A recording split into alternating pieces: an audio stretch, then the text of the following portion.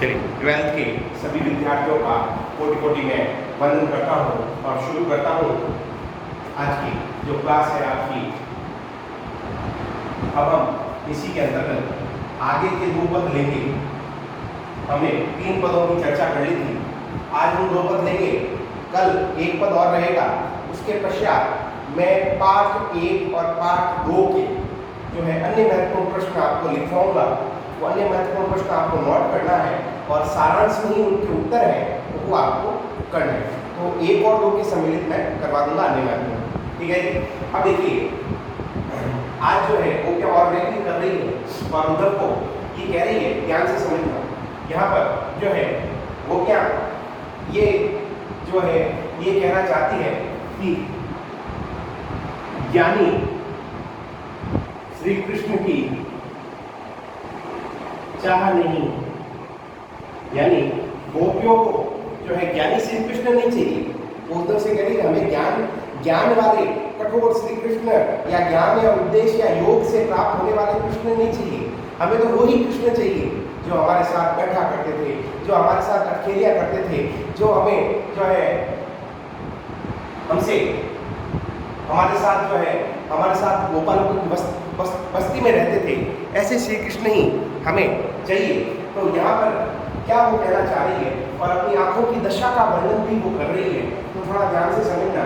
अखियां हरि दर्शन की भूखी, हे उद्धव, वो क्या कह रही है, हे उद्धव हमारी जो आंखें हैं वो तो हरि दर्शन अर्थात श्री कृष्ण की दर्शन की भूखी है।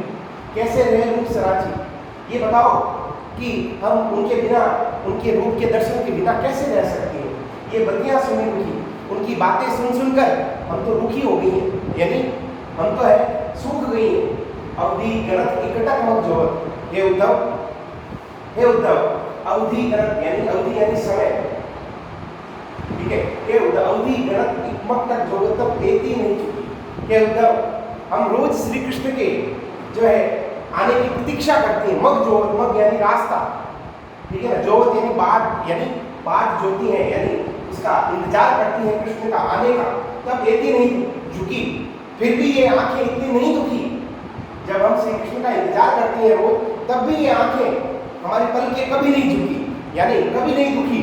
अब इन योग संदेश में उद्धव अति अबला नहीं दुखी, लेकिन तुम्हारा ये योग का संदेश सुन के, अभी तुम्हारा ये योग का संदेश सुनकर उद्धव हमारी आंखें दुखने को आ गई।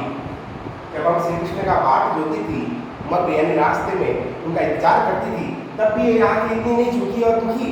लेकिन अब तुम्हारा योग संदेश सुन सुनकर ये जो है आंखें हमारी दुखने लग गई, अपनानी यानी दुखने लग गई है। बालक को हम फिर दिखाओ, हे उद्धव हम तो श्री कृष्ण के उस रूप का दर्शन करना चाहती हैं जिसमें दूरी पे पीवत पथु की यानी पत्तल से जानते हो, पत्तल का मतलब क्या होता है, ये सूखे पत्तों से बनी एक थाली होती है। सूखे पत्तों से बनी थाली। आजकल तो सारे प्लास्टिक के आने लगे या थर्माकोल के आने लगे, जब ये नहीं थी तो अभी भी मिलती है। तो पत्तल कहलाती है, जो सूखे पत्तों से बनी होती है और आपस में जो है बांस की लकड़ी द्वारा छोटे से डंडे से वो जुड़े रहते हैं आपस में, वो पत्तल होती है, ठीक है ना। तो यहाँ पर वो क्या कहती है, हे उद्धव हम तो श्री कृष्ण के उस रूप का दर्शन करना चाहती है जिसमें वह पत्तल के दोनों में दूध पीते दिखाई देते हैं। यानी हमें तो उस रूप के दर्शन करने हैं जिसमें श्री कृष्ण पत्तल में दूध पी रहे हैं, हमें उस रूप का दर्शन करना है। सूट सिकट हटी नाव चलाओ, हे उद्धव आप अपनी हटी नाव रूपकलंका ज्ञान की हट रूपी नाव, हट का मतलब है यहाँ पे जिद, कि आप हमें जिद कर रहे हो, जिद से ज्ञान दे रहे हो, योग का संदेश दे रहे हो। तो आप जो है सूरदास कहते हैं कि गोपियां उद्धव से कहती है कि हे उद्धव आप जो है ज्ञान की हट रूपी नाव हमारी प्रेम की नदी में चलाना चाहते हैं, कि आप जो है ज्ञान की हट रूपी नाव हमारी सरिता का मतलब होता है नदी, कि आप जो है ज्ञान की हट रूपी नाव हमारी प्रेम रूपी नदी में चलाना चाहते हैं।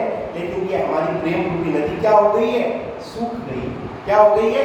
सूख गई है। या इसको ऐसे भी लिख सकते हैं कि हे उद्धव, आप जो है ज्ञान रूपी नाव को अपने हट से प्रेम रूपी नदी में चलाना चाहते हैं, हमारी प्रेम रूपी नदी में चलाना चाहते हैं, लेकिन वो संभव नहीं है, क्योंकि हमारी प्रेम रूपी नदी तो क्या हो गई है? सूख गई है। और सूखने का कारण क्या है? श्री कृष्ण का पास में न हो।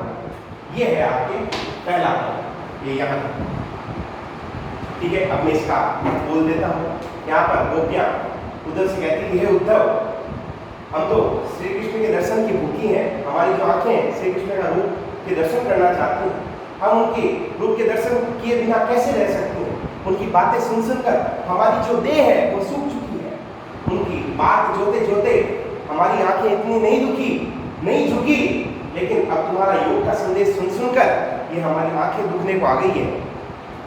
हे उद्धव, हम तो श्री कृष्ण के उस रूप का दर्शन करना चाहते हैं जिसमें श्री कृष्ण पत्तल में दूध पीते दिखाई दे रहे हैं। हे उद्धव, आप अपने जो है ज्ञान रूपी नाव को हट के द्वारा हमारी प्रेम रूपी नदी में चलाना चाहते हैं, जो संभव नहीं है, क्योंकि हमारी प्रेम रूपी नाव सूख चुकी है। ये था आपका पहला, चौथा पद आज का। पांचवा जो पद है वो है, इसमें गोपियां निर्गुण ब्रह्म पद व्यंग्य कर रही है। यहाँ पर फिर से प्रेम को ऊपर दर्शा रही है गोपियां, प्रेम को और महत्व दे रही है। यहाँ पर उन्होंने निर्गुण ब्रह्म पर व्यंग्य किया। अब देखो निर्गुण ब्रह्म यहाँ कहाँ से आ गए? देखो क्या हुआ था, उद्धव ज्ञान के पक्ष में थे। ज्ञान किससे संबंधित है? निर्गुण से। और प्रेम किससे संबंधित है? सगुण से। कैसे? देखो, आप जब भक्ति करते हैं भगवान की, तब हम उसमें नाम भी लेते हैं, हम उसमें पूजा भी करते हैं, अर्चना भी करते हैं, भगवान का नाम भी लेते हैं, भजन भी गाते हैं। तो वो सब क्या है? हम भक्ति कर रहे हैं और प्रेम कर रहे हैं भगवान से। प्रेम रूपी मोह है हमारा भगवान से, यानी प्रेम ही जो है हम भगवान से करते हैं, यानी भगवान से हमारा मोह है। और ये जो मोह है, ये जो मोह है भगवान के प्रति, यही कहलाता है प्रेम। और प्रेम आता है सदा हमेशा सगुण के अंदर। अब निर्गुण में क्या है? कोई नाम नहीं है, ठीक है, कोई भक्ति नहीं है, ठीक है, केवल उसमें क्या है? नाम का जाप है। तो नाम का जाप यानी वो निर्गुण है। आगे बात समझ लो। तो यहाँ पर उन्होंने निर्गुण ब्रह्म पर यानी ज्ञान पर जो है, जिस पर उद्धव इतरा रहे थे, उद्धव ज्ञानी कहला रहे थे, उस निर्गुण ब्रह्म पर वो अबला गोपियां देखो क्या व्यंग्य करती हैं। हे उद्धव, निर्गुण कौन देश को वासी? गोपियां कहते हैं कि हे उद्धव, हम आपकी बात मानने को तैयार हैं। आप जो कह रहे हैं हम मान लेंगे, ज्ञान भी हम प्राप्त कर लेंगे, हम तपस्या भी कर लेंगे, कठिन साधना भी कर लेंगे और श्री कृष्ण को प्राप्त भी कर लेंगे, लेकिन हमारी कुछ बातों का आप जवाब दे दीजिए। यहाँ पर उद्धव से वो क्या कह रही है? हम सब कुछ करने को तैयार है, लेकिन हमारी कुछ बातों का आप जवाब दे दीजिए। जैसे वो क्या कहती है, हे उद्धव, ये जो निर्गुण ब्रह्म है, ये कहाँ का रहने वाला है? कौन से देश का वासी है? अगर हम आपकी बात मान भी लें तो हम किस ईश्वर की पूजा कर रहे हैं हमें क्या पता? तो यहाँ पर वो व्यंग्य कर रही है कि उद्धव, निर्गुण कौन देश को वासी? तो यहाँ पर आपका प्रश्न बन सकता है कि निर्गुण कौन देश को वासी कहकर गोपियां क्या व्यंग्य कर रही हैं? ये आपका प्रश्न बन सकता है, नोट कर लेना, मैं बुलवा के लिखा रहा हूँ, लिख लो साइड के अंदर ऊपर। निर्गुण कौन देश को वासी कहकर, निर्गुण कौन देश को वासी कहकर गोपियां निर्गुण ब्रह्म पर, निर्गुण कौन देश को वासी कहकर गोपियां निर्गुण ब्रह्म पर क्या व्यंग्य कर रही हैं? निर्गुण ब्रह्म पर गोपियां निर्गुण ब्रह्म पर क्या व्यंग्य कर रही हैं? ये आपका यहाँ पे ये इसका जो उत्तर है ये पूरा सारांश रहेगा। इसको सारांश को अच्छे से समझना। वो क्या कहती है, उद्धव, निर्गुण कौन से देश का रहने वाला? ये जो निर्गुण ब्रह्म है ये कहाँ रहता है? मधुकर हंसी समझा है। ये मधुकर का अर्थ तो भौरा होता है और कभी कभी इसका अर्थ श्री कृष्ण से भी लिया जाता है, लेकिन यहाँ पर्टिकुलर अर्थ आ रहा है उद्धव से। ध्यान रखना कि एक नंबर का प्रश्न आपके बन सकता है कि मधुकर हंसी समझो, यानी मधुकर का यहाँ क्या मतलब है? यहाँ पर मतलब है उद्धव, ये मधुकर, हम आपसे हंसी नहीं कर रही हैं, हम आपसे मजाक नहीं कर रही हैं। सौ दे बुझती सांच ना हंसी, के जो है हम आपसे मजाक नहीं कर रही हैं, हम आपसे अठेलिया नहीं कर रही हैं, हम जो है बिल्कुल सत्य तरीके से, हम बिल्कुल सत्य तरीके से जो है हमें समझाइए, बिल्कुल सत्य तरीके से हमें समझाइए। हम आपकी हंसी का मतलब होता है हंसी, हम आपकी हंसी नहीं उड़ा रही हैं, हम आपकी हंसी नहीं उड़ा रही हैं। आप जो है हमें सत्य रूप से समझाइए। क्या समझाइए कि निर्गुण किस देश का वासी है, निर्गुण ब्रह्म कहाँ रहता है, वो है जनक, कौन उसका पिता है, जननी को कहिए, उसकी माता कौन है नारी, उसकी पत्नी कौन है, वो है दासी, उसकी दासी कौन है, उसका परिचय तो दीजिए। कैसो वर्ण भेष है, कैसे कपड़े पहनता है, कैसा उसका रंग है, ये ही रस में अभिलाषी, उसको प्रेम भाव पसंद भी आता है या नहीं, उसको कौन से रस में रुचि है। रस अलग अलग होते हैं, जैसे श्रृंगार रस है, शांत रस है, तो उसको कौन से रस में रुचि है।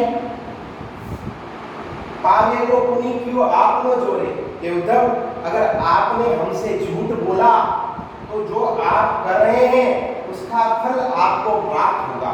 झूठ बोलोगे तो उसका फल हमें आपको प्राप्त होगा, ये ध्यान रखना। कहिए को घासी, अगर झूठ बोला उद्धव तो आपको झूठ बोलने का फल इसी जन्म में प्राप्त होगा। सुनत मौन हवे रही हो ठगियो। यह सुनकर सूरदास कहते हैं कि गोपियों की इन बातों को, इस व्यंग्य को सुनकर जो है उद्धव स्वयं को ठगा सा महसूस करने लगे। ठगा सा मतलब ठगना क्या होता है? ठगना जब हम, देखो उदाहरण देता हूँ, बाजार जाते हैं, बाजार में किसी चीज के अगर ज्यादा पैसे लेके आ जाते हैं तो लोग क्या कहते हैं? ठगा सा, यानी बेवकूफ बन जाना। ठीक है, वहां हटाना बेवकूफ, यहाँ हटाएगा बिना किसी जवाब के, यानी ठगा सा महसूस करने लगे, यानी उनका वो चुप हो गए। यहाँ तारा है चुप होना। जब सुनत मौन हमें रहियो दुखियो सो, स्वयं को ठगा सा जो है स्वयं को ठगा सा महसूस करने लगे। सूर सत्य मति नासो, और उनकी जो सारी बुद्धि है, मति का मतलब होता है बुद्धि, मति का मतलब क्या होता है? बुद्धि।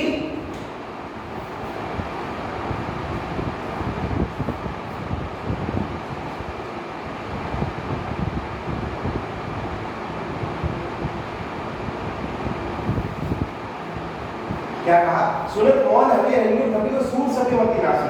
तो यहाँ अर्थ है कि गोपियां उद्धव से, जब गोपियों ने व्यंग्य किया तो सूरदास कहते हैं कि उद्धव स्वयं को ठगा सा महसूस करने लगे और मौन हो गए। ठीक है, सूर सभे मति नासी, और उनकी जो बुद्धि है उसका क्या हो गया? नासी का मतलब नाश हो जाना। उनकी बुद्धि क्या हो गई?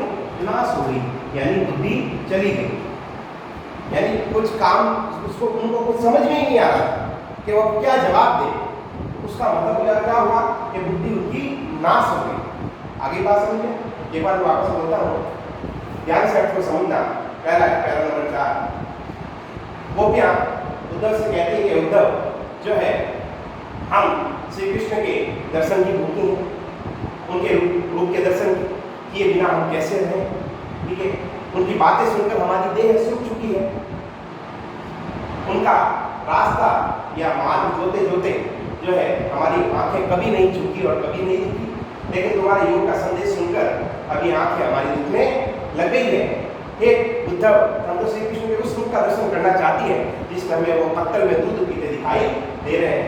हे उद्धव, आप अपनी जो है ज्ञान रूपी नाव को हठ पूर्वक हमारी प्रेम रूपी नदी में चलाना चाहते हैं, जो संभव नहीं है क्योंकि वो सूख चुकी है। अगला है निर्गुण ब्रह्म पर व्यंग्य करते हुए गोपियां कहती है कि उद्धव, निर्गुण जो है किस देश का रहने वाला है? कि उद्धव, हम आपसे हंसी नहीं कर रही है, मजाक नहीं कर रही है, जो है सौदे यानी सौगंध देकर हम आपसे सच में पूछ रही हैं क्या कौन है जनक, उसका पिता कौन है, उसकी माता कौन है, उसकी पत्नी कौन है, उस ब्रह्म का, उस निर्गुण ब्रह्म का, उस निर्गुण ब्रह्म की दासी कौन है, कैसा उसका रंग है, कैसे वो कपड़े पहनता है और किस रस में उसको अभिलाषी है, किस रस में उसको रुचि है। ये उद्धव, अगर आपने हमसे झूठ बोला तो आपको उसका फल इसी जन्म में प्राप्त होगा। यह सुनकर उद्धव स्वयं चुप हो गए और ठगा सा महसूस करने लगे। यहाँ पर अर्थ आप दे सकते हो, चुप के लिए तो ये मौन आ रखा है, इसलिए ठगा सा अर्थ परास्त, यानी स्वयं को हारा हुआ महसूस करने लगे। स्वयं को हारा हुआ महसूस करने लग गए। ठीक है, सुनत मौन रहे या सुनकर चुप हो गए और स्वयं को परास्त होने जैसा समझने लग गए और उनकी बुद्धि क्या हो गई, नाश हो गई, यानी बुद्धि चली गई, यानी वो क्या करे या क्या ना करे ये उनको समझ में नहीं आता था। तो ये था आपके चौथा और पांचवा, इसकी भी आपको सपसंग व्याख्या करनी है। अगले वीडियो में जो है मैं इससे एक और बचा हुआ है पर वो और अन्य महत्वपूर्ण, जैसे कि मैंने आपसे वादा किया है कि पार्ट 1 और 2 के अन्य महत्वपूर्ण भी मैं प्रश्न लिखवाऊंगा, आपको जो सारे करने हैं जो इम्पोर्टेंट है वही लिखवाऊंगा। आगे बात समझ में, तब तक के लिए धन्यवाद, नमस्कार, जय हिंद, वंदे मातरम।